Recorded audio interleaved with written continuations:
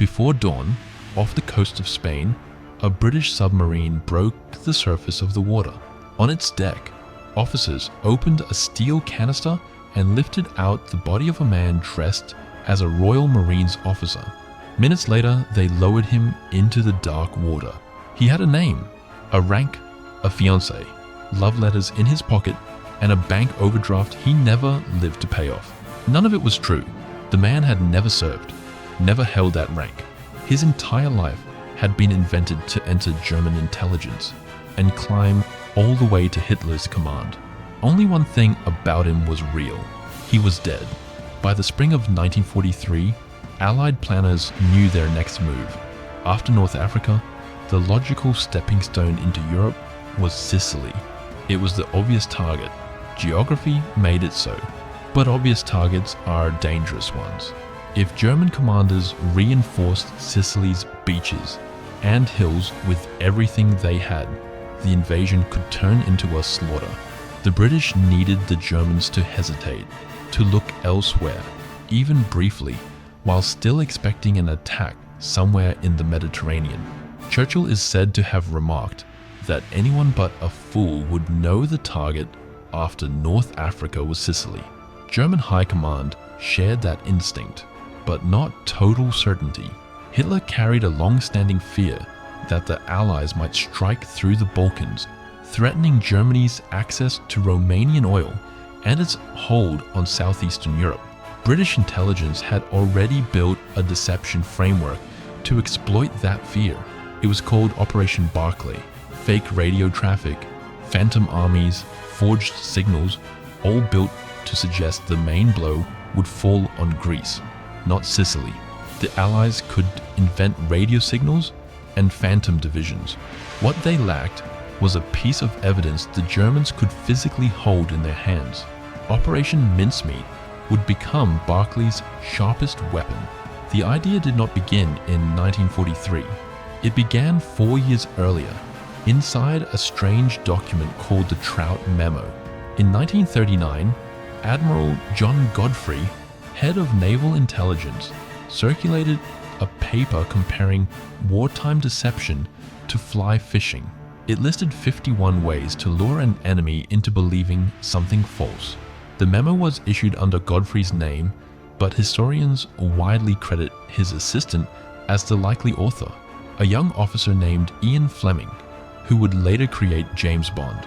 Item 28, labeled "A Suggestion," not a very nice one, proposed planting false documents on a corpse. Fleming himself pointed to where the idea had come from, a 1937 novel by Basil Thomson. An idea borrowed from fiction had passed through an intelligence memo and was now becoming a real operation of war. In 1943, RAF officer Charles Cholmondeley revived it and, paired with naval intelligence officer Ewen Montagu, refined it into something workable. The 20 Committee, the secret body coordinating Britain's network of double agents and the false information fed through them to Germany, approved further development of the plan. An idea on paper was one thing. Finding the right body was another problem entirely. The corpse had to appear to have died the way their story required, a drowning, following a plane crash at sea.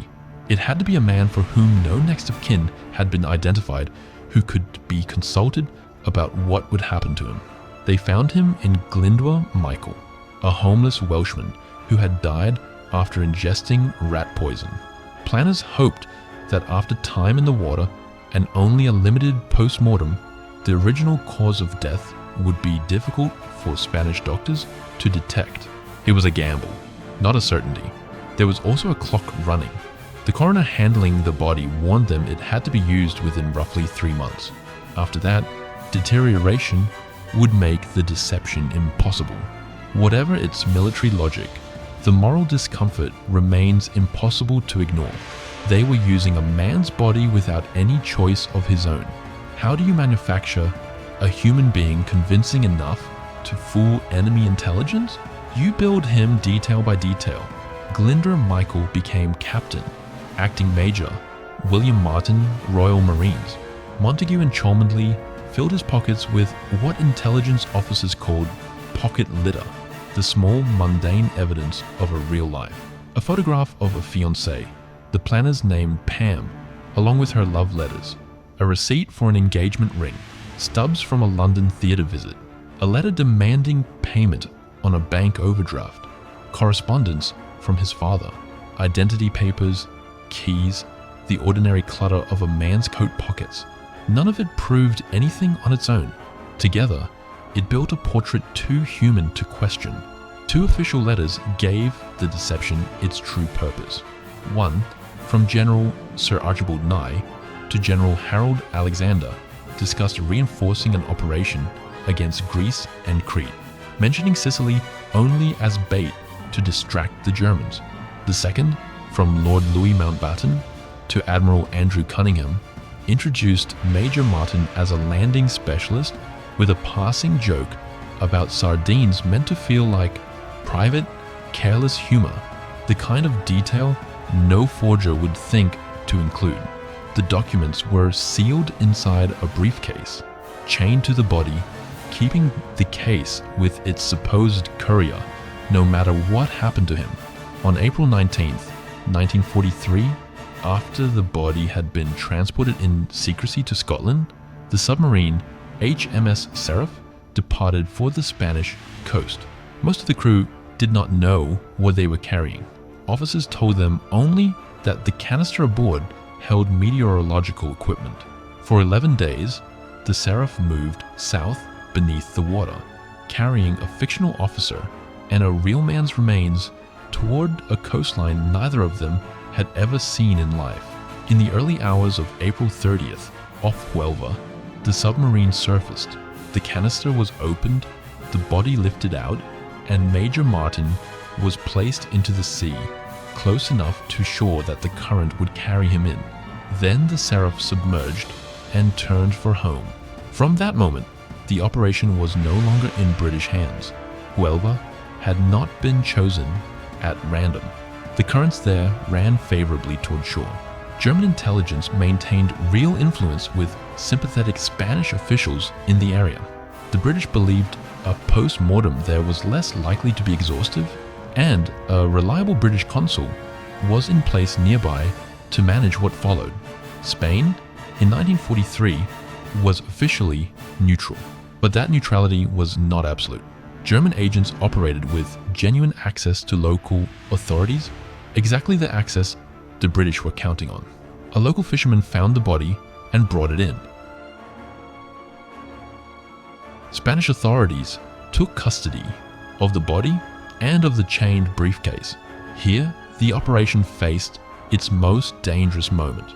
A single overly thorough medical examiner could have detected something wrong with the corpse and exposed the entire deception before it ever reached German hands. The post-mortem proceeded without raising that alarm. Major Martin was buried in a Huelva cemetery with military honors as a genuine casualty of war, but the briefcase remained in Spanish hands. British officials in Madrid began urgently requesting its return, careful to seem concerned without appearing desperate. For 11 days, the planners in London had no way of knowing whether the letters had been read at all. 11 days later, on May 11th, the briefcase was returned through official channels. On the surface, nothing appeared disturbed. The envelope seals looked intact, but close examination told a different story. Fine paper fibers and the subtle curl of the letters showed they had been removed and put back. Under German pressure, sympathetic Spanish officials had drawn the papers out through the sealed envelope openings using thin rods, rolling the paper without breaking the seal, photographing the contents, and carefully threading them back inside. To the naked eye, it looked untouched. To a trained forensic examiner, it was clear the letters had been read. Confirmation followed. British codebreakers at Bletchley Park, reading intercepted German communications, found references to troop movements toward Greece, matching exactly what the false letters had described. The documents had reached German intelligence. The remaining question was no longer whether Germany believed the letters, but how far Hitler would act on them. According to Admiral Karl Dönitz's own record of their meeting on May 14, 1943, Hitler no longer regarded Sicily as the principal Allied objective.